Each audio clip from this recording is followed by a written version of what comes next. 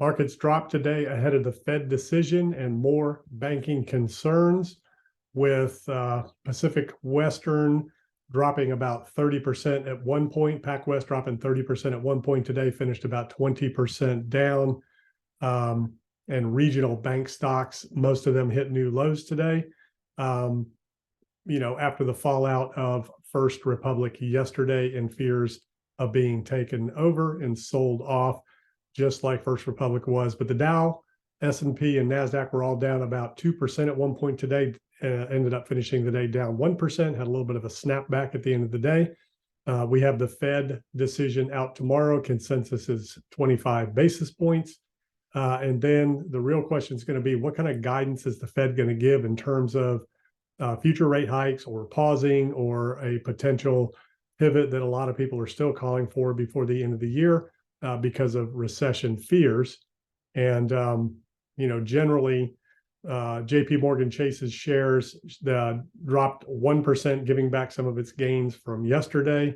Other large banks, including Goldman Sachs, Bank of America, Citigroup, and more, dropped 2%. We think that concerns around the bank sector, combined with uneasiness regarding the debt ceiling, and most importantly, apprehension over the uncertain future Fed rate policy stance, are all contributing to the risk-off sentiment. So banks are just basically pricing in the rate hike, and higher for longer, but still have not adjusted to no rate cuts into next year. The markets are still thinking there's going to be a rate cut before the end of the year. And we have some earnings. Ford is going to be reporting after the bell. We have Apple coming out this week, and other big ones that could be major market movers. So let's jump in and take a look at the charts. Here's the Dow, back below this major trend, popped up above it earlier today, rejected on it, or yesterday rejected on it, finished down today. But as we can see, it was down as low as 33.40, 33.430 earlier today. The NASDAQ still settling above the trend line, down as much as 13 and change today. And the S&P below the trend line was down to 4,000, basically 4090, finishing at 4118 for the day. Still kind of ranging here, hanging on, waiting for that Fed decision, and more importantly, the guidance from the Fed. VIX had a nice little spike, but then reversed going into the end of the day. Dixie kind of hanging out, 2-year dropping, 10-year dropping, all on recession fears and bank issues. Gold still kind of ranging after putting in a real quiet, subtle all-time high over here at $2,050. And now let's take a look at Bitcoin, and all of the indicators we talked about, the halving and everything yesterday, still remaining under the trend. The big levels to watch on Bitcoin is that 30,500 level, which is the break of this upper trend line area here, where it tested it briefly the other day, but came back below it and is respecting the trend. And then on the lower range, basically 27,000. So those are the two major areas that any kind of break to the upside would be a break of that 30,000 level. And potentially, let's look at a cleaner version here.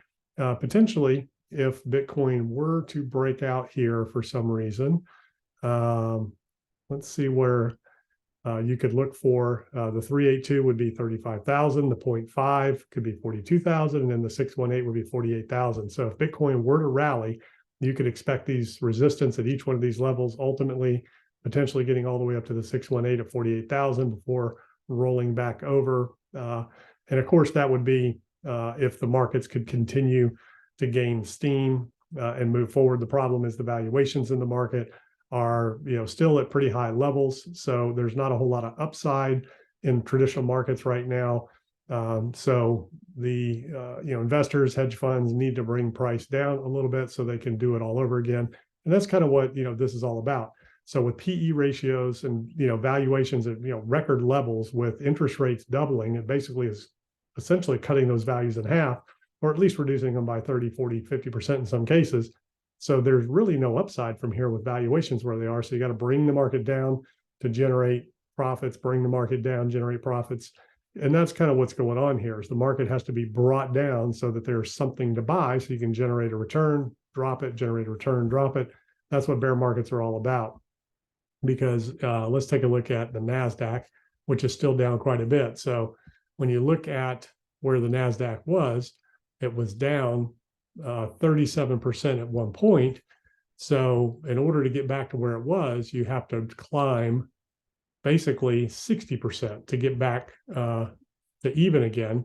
And valuations, would just be crazy levels to do that. So the market has rebounded right now about 27% and kind of bouncing along the way. So that's where the investment funds, hedge funds, and institutions can make up some ground on these losses. And let's just take a look at where, but even something like Apple, let's take a look at Apple. At one point, Apple is almost back to the all-time high now. Apple was all the way down to 31, all the way down 31% at one point.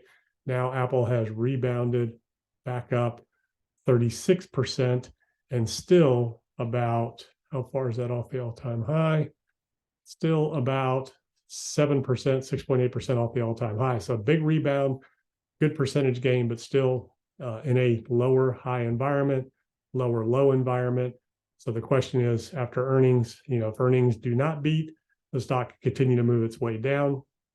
Looks like it has a lot of ground to get back to that low, but the same thing was the case back here in June. So, if the markets can sound all clear, if the consumer can remain strong and resilient, then there is a potential that the markets could continue to rebound and, continue to work their way back to all-time highs. But without interest rates dropping, the chances of getting back to all-time highs anytime soon is going to be tough because the valuations just don't make any sense. So these are the things I'm looking at. I'll see you in the next video.